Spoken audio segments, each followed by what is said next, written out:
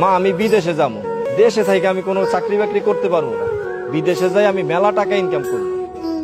আচ্ছা ঠিক আছে, তুই বিদেশ যাবি ভালো কথা, তাহলে আমি এত টাকা কই পাবো? আমাকে জমির কাগজ কিস্তি এলাকার কাছে জমা দিয়ে কিছু টাকা নাও। আমার পোলায় যখন বিদেশ থেকে টাকা ইনকাম করে পাঠাইবো তখন ওগুলো টাকা দিয়া দলিলটা নিয়ে নিও। সৌদি পাঠাইলে ভাই ওই বিষয়টা ভাই 4 লাখ টাকা লাগবে ভাই। আর বেতন 70,000 টাকার মতন বেতন পাইবো। ওভার টাইম লো 1 লাখ টাকা প্রতি মাসে অনায়াসে বেতন পাইবো, কোনো সমস্যাই নেই। তুমি তো আমার সবকিছুই জানো, আমার সম্পত্তি টাকা পয়সা কিছুই নাই, আর 4 লাখ টাকা এটা আমি দিতে পারবো না। হয়তো আমি কষ্ট মষ্ট কইরা 3 লাখ টাকা দিতে পারবো। আচ্ছা আপনি 3 লাখ টাকাই দিয়েন, কি করার আছে?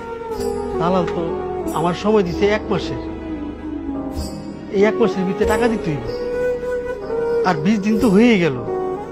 কেন গয়না বেশি 1 লাখ টাকা আনলা, তারপরে জমির দলিল দিয়া বাকি টাকা আনলা, টাকা তো হয়ে যাওয়ার কথা। তোমার স্বর্ণ বিক্রি করে পাইছি 1 লাখ টাকা,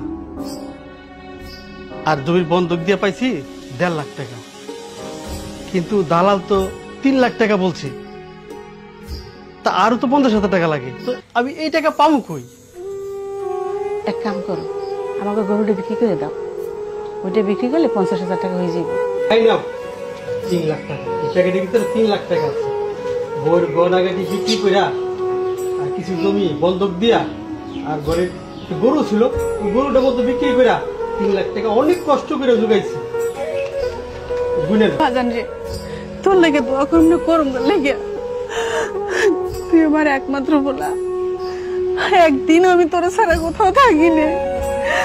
আজ আমার বুকের মানিকটা রে এই টাকা লেগে দূরপুর বাসা বানাই দিয়েছি।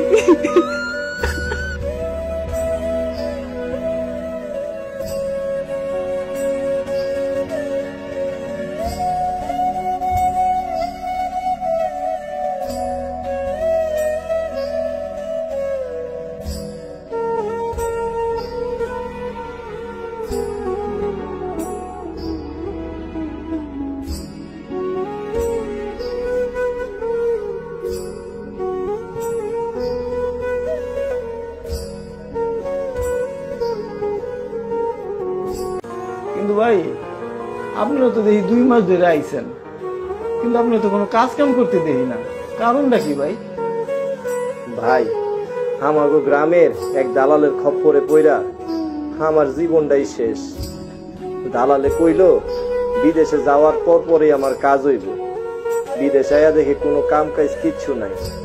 দালালে কইছে যে কোম্পানিতে আমি চাকরি করবো মাসে 60 থেকে 70,000 টাকা বেতন পাবো, পাশাপাশি ওভারটাইম করলে আবার 20-30,000 টাকা বেতন পাবো, সব মিলে 1 লাখ টাকা হইব। কিন্তু বিদেশে আয়া দেখি দালালের কথা কাজে কোনো মিল নাই। বাড়িতে আব্বা মা কত কষ্ট কইরা টাকা পয়সা ঋণ কইরা আমারে বিদেশে পাঠাইছে, এখন আমি যে কি করবো ভাই বুঝতেছি না। বাবা বেতন টেতন পাইছো? তোমার বাবারে এখন আর দোকানদারা বাকি দিতে চায় না, অনেক টাকা বাকি হয়েছে। তুমি টাকা পাঠাইলে অগ পরিশোধ করিয়া পরে জমির দলিলটা ছাড়াই আনতে হইব। বাবা মা তুমি আব্বারে চিন্তা করতে না কইরো, আমি টাকা পাঠায় দিব, আর কয়েকটা মাস সময় লাগবে। ভাই বিদেশে আইছি 2 মাস হইছে, কোনো কাজ কাম পাইতাছি না, বাড়িতে মেলা টাকা ঋণ কইরা আইছি। ভাই যেমনে পারেন আমার একটা কাজের ব্যবস্থা করে দেন না ভাই। ভাই কাজের অনেক সংকট, কইলেই কি কাজ পাওয়া যায়? সৌদি আরবে বিভিন্ন দেশে থেকে লোক আইসা বেশি হয়ে গেছে, আর এখন তোমার কাজ কাম দিতে পারবো না। আপনি চাইলেই ভাই পারবেন।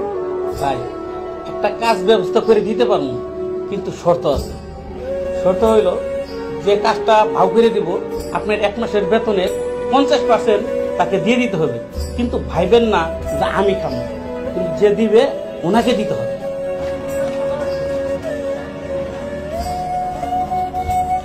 ভাই এতে 1 মাসের বেতন। তোমার বলা হয়েছে না যে লোকে তোমার কাজ দিছে ওই লোকে 1 মাসের বেতন কাটে রাখবো। ভাই অর্ধেক টাকা কাইটা রাখবো, আপনারা তো কইছেন প্রথম মাসের অর্ধেক বেতন কাইটা রাখবো, আমি তো 1.5 মাসের বেতন পাই, এনে তো 1 মাসের বেতন দিছেন। আরে বিদেশে এরকম কাজ দিলে এই বেতন 2-1 মাসের এমনি কাটে নেয়, আর এরপর তার কাইটে রাখবো না। এটা কেমন কথা ভাই? আমি কষ্ট করছি, আমার টাকা আরেকজন এইভাবে কাইটা রাখবো? আমি তো আপনাকে শর্তে রাজি হইছি, এক মাসের অর্ধেক বেতন কাটবেন, আপনারা যে এক মাসের পুরো বেতন কাটছেন। এরপর আর কাটবো না, যা দিছি এটাই নিয়ে সন্তুষ্ট থাকো। যাও এবার কাজ করো, আমি এবার যাই।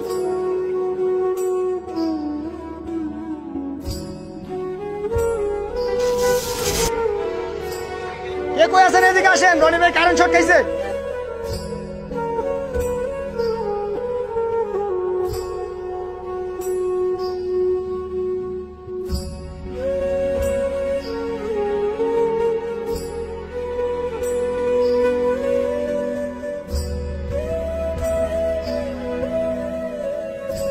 আসলে এই বিষয়টা কিভাবে বলি?